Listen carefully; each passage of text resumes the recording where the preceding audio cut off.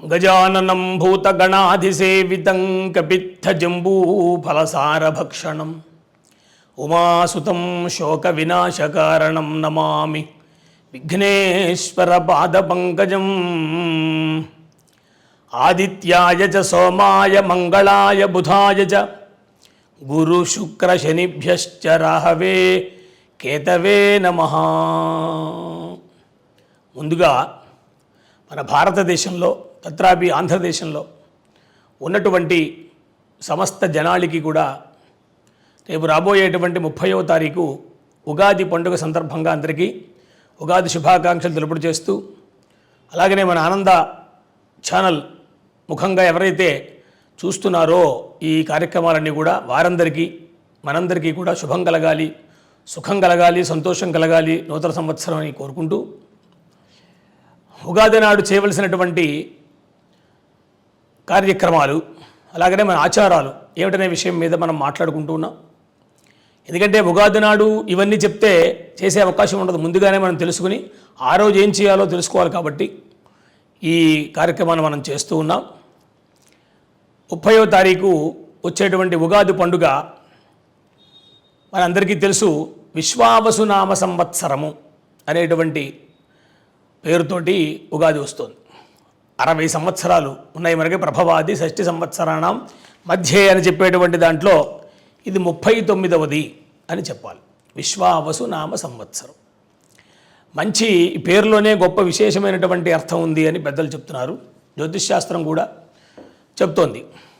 అసలు మనకి ప్రతిరోజు కూడా ఈ పంచాంగాన్ని తెలుసుకోవాలి. మనము సంవత్సరాది నాడు పంచాంగ శ్రవణం చేస్తూ ఉంటాం. పెద్దలు ఆలయాల్లో కానీ మన ఈ ప్రసార మాధ్యమాల్లో కానీ ఎంతోమంది మహనీయులు చేస్తూ ఉంటారు పంచాంగ పఠనం. దాన్ని మనం శ్రవణం చేస్తాం, పంచాంగ శ్రవణము అంటాం. ఈ పంచాంగాన్ని ఉగాది నాడు మనం తెలుసుకోవాలి. అసలు ఉగాది నాడు చేయవలసినటువంటి కార్యక్రమాలు ఏమిటి అని కనుక అంటే పంచాంగంలోనే చెప్పారన్నమాట. మనందరం కూడా తెలుసుకోవాలి. అబ్దాదవు ప్రాతరుత్థాయ దంతధావన పూర్వకం అన్నారు. అంటే ఆ ఉగాది పండుగ రోజున ప్రాతకాలంలోనే లేచి, అంటే రోజు కూడా అలాగే లేవాలి. సూర్యోదయానికి ముందే సూర్యోదయాన్ని మనం చూడాలి. మనం నిద్రలో ఉండగా సూర్యోదయం అయిపోకూడదు అంటారు పెద్దలు. అంటే సూర్యోదయాన్ని మనం చూసేట్టుగా లేవాలి ముందుగానే. ఆ రోజు లేచి చక్కగా ఇల్లంతా కూడా శుభ్రం చేసుకోవడం, తరువాత దంతధావనాదులు చేసుకోవడం, అభ్యంగన స్నానం తప్పకుండా చేయాలి.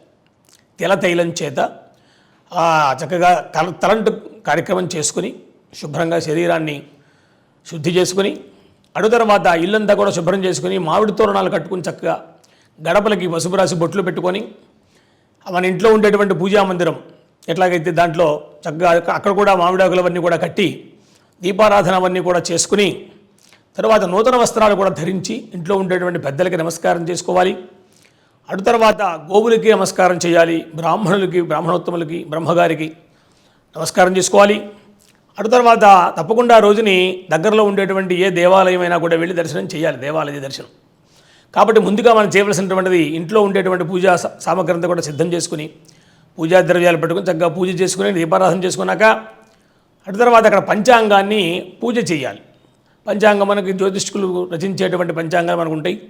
వాటిని ఎవరు సంప్రదాయంగా ఏది వాడతామో తీసుకుని దానికి పసుపు రాసి బొట్టు పెట్టి చక్కగా దాన్ని కూడా దేవతా అర్చన దగ్గర పెట్టి చక్కగా పూజ అది చేసి అప్పుడు ఈ పంచాంగం గురించి తెలుసుకోవాలి.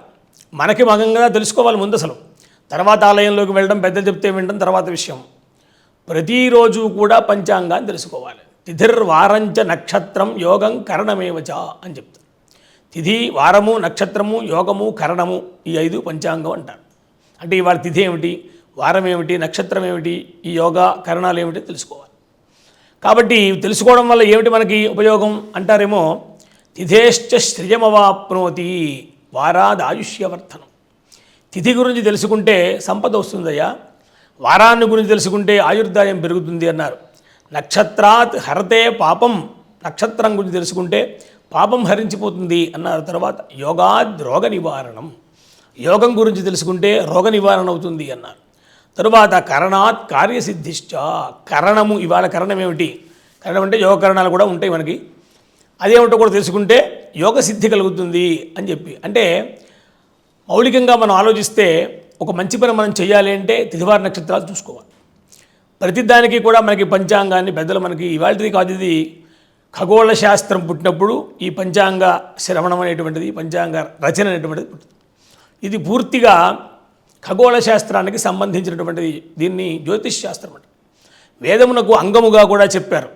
కాబట్టి ఆ షడంగాల్లో ఉండేటువంటి ఒకటిలో ఒకటి జ్యోతిష్ శాస్త్రం. కాబట్టి ఇది మామూలు విషయం కాదు. భారతీయులే కాదు, భారతేతర దేశాల్లో ఉండేటువంటి మేధావులు కూడా ఇవాళ మన పంచాంగాన్ని చూస్తున్నారు, పంచాంగ రచనని చూస్తున్నారు. ఎందుకంటే గత సంవత్సరం జరిగినటువంటి పంచాంగం మనం చూస్తే పంచాంగాల్లో ఏది ఎప్పుడు రాశారో అవి తప్పకుండా జరిగి తీరుతున్నాయి, మీరు చూసుకోవచ్చు కావాలంటే. అలాగని ఇప్పుడు రాబోయేటువంటి విశ్వావస పంచాంగంలో కూడా పంచాంగకర్తలు నిర్దిష్టంగా చాలా గొప్ప విశేషం అది తెలుసుకోవాలి అందరూ కూడా భారతీయులు. కాబట్టి అలా రచన చేస్తారు. దాన్ని మనం తెలుసుకుని శాస్త్ర ప్రకారంగా ఆచరిస్తే దానివల్ల మనందరికీ కూడా శ్రేయస్సు కలుగుతుంది అని చెప్పారు. ఆ విధంగా ఉదయం ఇంట్లో కార్యక్రమం చేసుకున్న తరువాత ఆ షడ్రుచులతో కూడినటువంటి ఒక లేహ్యాన్ని మనం స్వీకరించాలి. ఆ షడ్రుచులు అంటే 5-6 రకాలైనటువంటివి అనమాట. పులుపు, వగరు, అలాగనే తీపి, చేదు ఇట్లా చెప్తారు. ఈ 6 రకాలైనటువంటివి కూడా దాంట్లో వాడతాం మనం. మామిడికాయ అన్నాం, కొత్త చింతపండు అన్నాం, తరువాత కొంచెం మిరియాలు కూడా వేస్తారు, తర్వాత వేప పువ్వు వేస్తాము, చెరకు ముక్కలు వేస్తాము. ఇవన్నీ కూడా కలిపితే ఏమవుతుందన్నమాట అంటే ఒక రుచి ఏర్పడుతుంది. షడ్రుచులు అని పేరు పెట్టారు. ఆ లేహ్యాన్ని అక్కడ నివేదన పెట్టాలి.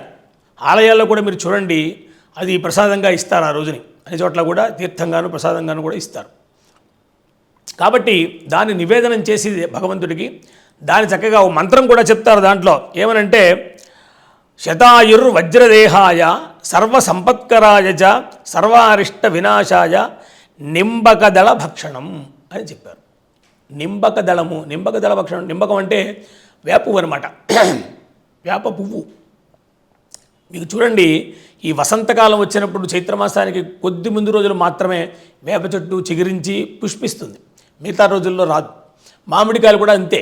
కానీ కాలం మారి కొన్ని వస్తున్నాయి కూడా అనుకోండి మధ్యలో. కానీ మనము నిజమైనటువంటి శాస్త్రం తెలిసిన వాళ్ళు పెద్దలు ఆ రోజు మాత్రమే ప్రారంభం చేస్తారు మామిడికాయ తినడం తెలిసింది. అంతేత అవన్నీ కూడా కలుపుకుంటాను దాంట్లో చేసుకుని ఆ చక్కటి ఆ లేహ్యాన్ని నివేదన చేసి స్వీకరించండి.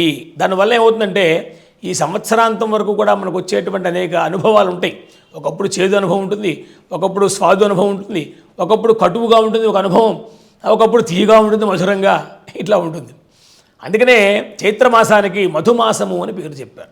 వేదంలో ఉన్నటువంటి మాట. దేనికైనా వేదమే ప్రమాణం, వేదాంగమే జ్యోతిష్ శాస్త్రం. కాబట్టి వేదంలో మధుశ్చ మాధవశ్చ వాసంతికా ఋతువు అంటారు. మధుమాసము మాధవ మాసము రెండు కూడా వసంత ఋతువు అని చెప్పారు. ఇప్పుడు రేపు 30వ తారీఖు నుంచి వసంత ఋతువు ప్రారంభమవుతుంది. వసంత ఋతువులో చూడండి మీరు, చూతాంకురాస్వాద్య కషాయ కంఠ పుంస్కోకిలోయం మధురంతు కూజ అంటారు కదా కాళిదాస మహాకవి అంట. అట్లా ఈ వసంతకాలం వచ్చేటప్పటికి కోకిలలు కుహూధ్వానం చేస్తుంటాయి, చాలా కమ్మగా తీయగా. అట్లాగనే మామి చిగుళ్ళు వస్తవి. ఇట్లా ఇవన్నీ కూడా మనకి ఆ అనుభవాన్ని ఇస్తాయి. తెల్లవారుజామున మనం చూస్తే మధుమాసం వచ్చిన తర్వాత ఎంత రమణీయంగా ఉంటుందో 4 గంటలకి. అది అందుకనే యోగకాలం అంటారు. యోగులు ఏం చేస్తారంటే ఆ సమయంలో చక్కగా అనుష్ఠానం చేస్తారు, ధ్యానం చేసుకుంటారు.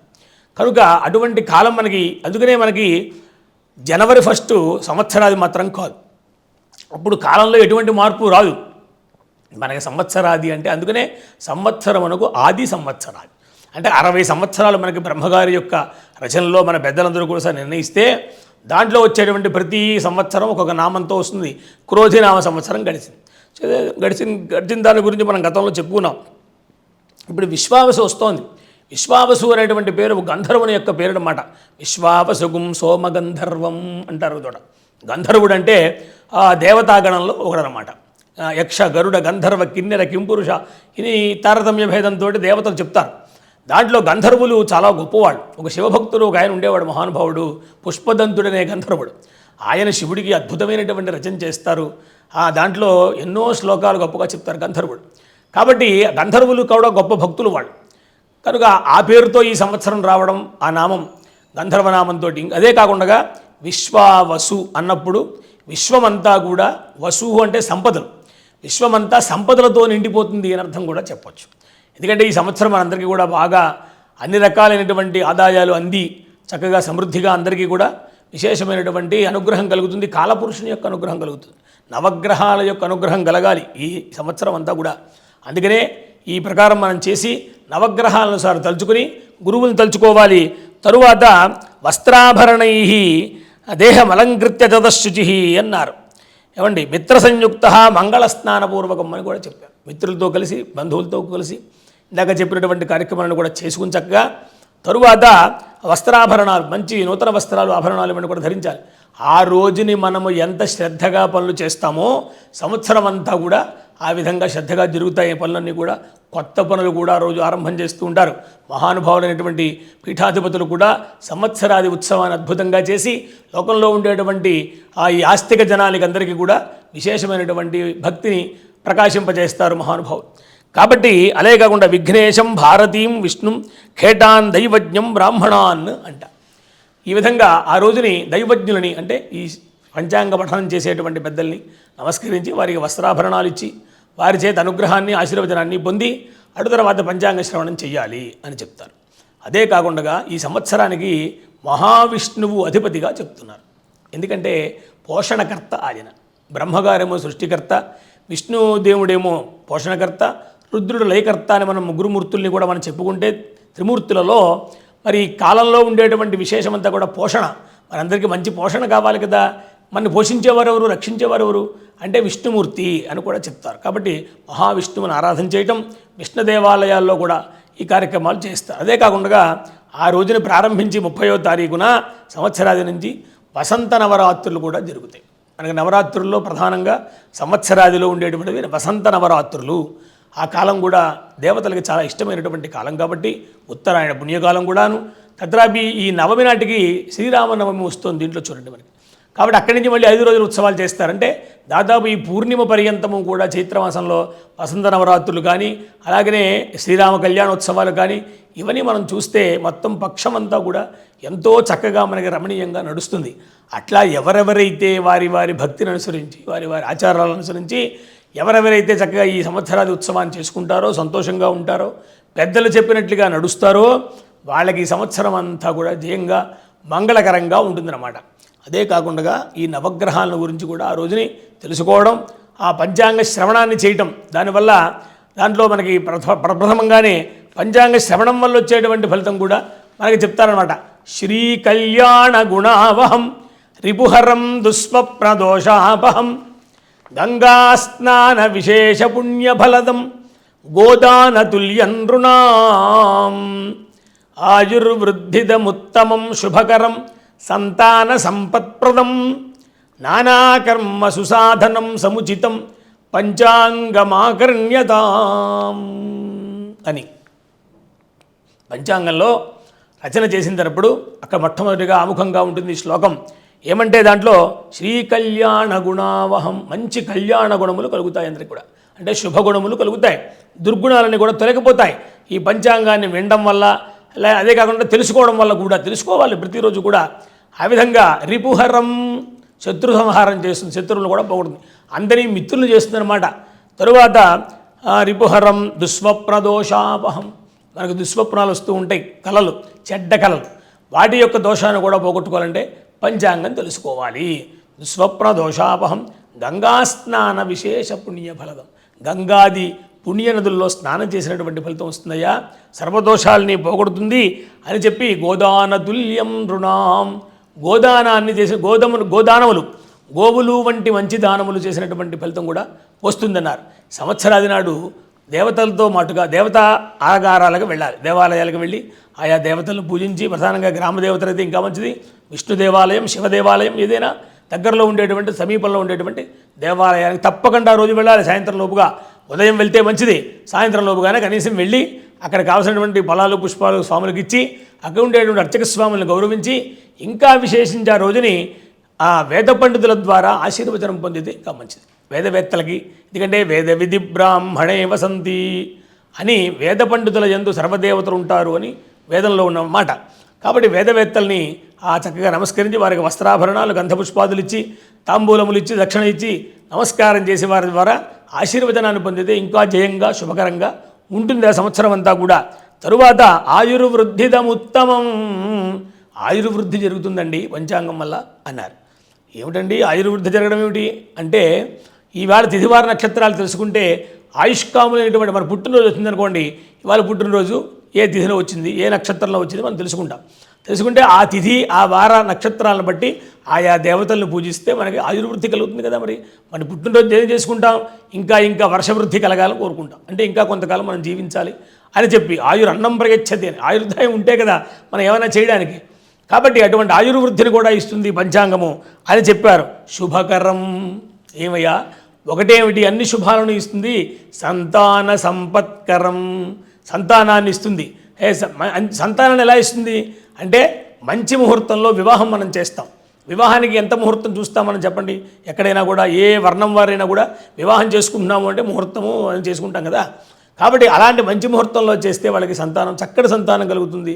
భారతదేశంలో భారతీయులు ఎలా ఉండాలో అలా దాని సంప్రదాయాన్ని పాటించేటువంటి సంతానం కలుగుతుంది అన్నమాట.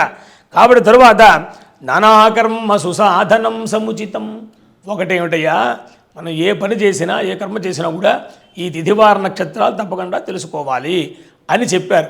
ఇది పంచాంగం యొక్క లక్షణము. పంచాంగము 5 అంగములు, కాలపురుషుని యొక్క స్వరూపంలో తిథి, వారము, నక్షత్రము, యోగము, కరణము అనేటువంటివి ప్రధానంగా చెప్తారు.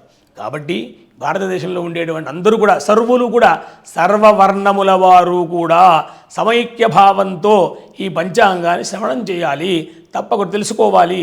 తద్వారా వచ్చేటువంటి ఫలితాన్ని అందరూ కూడా పొందాలి అని కోరుకుంటూ ఈ పంచాంగ శ్రవణము ఆ రోజున ఉదయం ప్రసార మాధ్యమం ద్వారా మనం తెలుసుకుందాము. మన ఈ ఆనంద టీవీ చూసేటువంటి వాళ్ళు, వారికి ఇతరమైనటువంటి భక్తులందరికీ కూడా ఈ పంచాంగం ఎలా వినాలి అనేటువంటి తెలుసుకోవడం కోసమే మనం చెప్పాము. ఆ రోజున అన్ని దేవాలయాల్లో అన్ని చోట్ల కూడా పంచాంగ శ్రవణం చేస్తారు పెద్దలు. తప్పక మీరు వెళ్ళాలి. ఇందుకోసం ముందు చెప్తున్నాం. ఎందుకు ఈ వీడియో చేస్తున్నామంటే, ఆవేళ చేస్తే ఇవన్నీ చెప్పడం కుదరదు కాబట్టి, ఆవేళ ఏం చేయాలో ముందుగా తెలుసుకోవాలి కాబట్టి ఇవన్నీ కూడా ముందుగా మనం తెలుసుకుంటున్నాము. కాబట్టి వీలైనంతలో భారతీయులందరూ కూడా సనాతన ధర్మం, వేద పద్ధతి ఏదైతే ఉందో సనాతన ధర్మాన్ని మీరు పాటిస్తూ ఆలయాలను పరిరక్షించుకుంటూ గోవుల్ని, బ్రాహ్మణుల్ని, పండితుల్ని, తల్లిదండ్రుల్ని, గురువుల్ని సేవించి చక్కటి ఆయుర్దాయాన్ని, అనుగ్రహాన్ని పొందాలని కోరుకుంటూ అందరికీ కూడా ఈ కొత్త సంవత్సరం విశ్వావసునామ సంవత్సరం ఏదైతే ఉందో అది సర్వులకి కూడా శుభాన్ని, సుఖాన్ని ఇచ్చుగాక అని ప్రార్థన చేస్తూ ఉన్నాం. శుభం శుభం శుభం.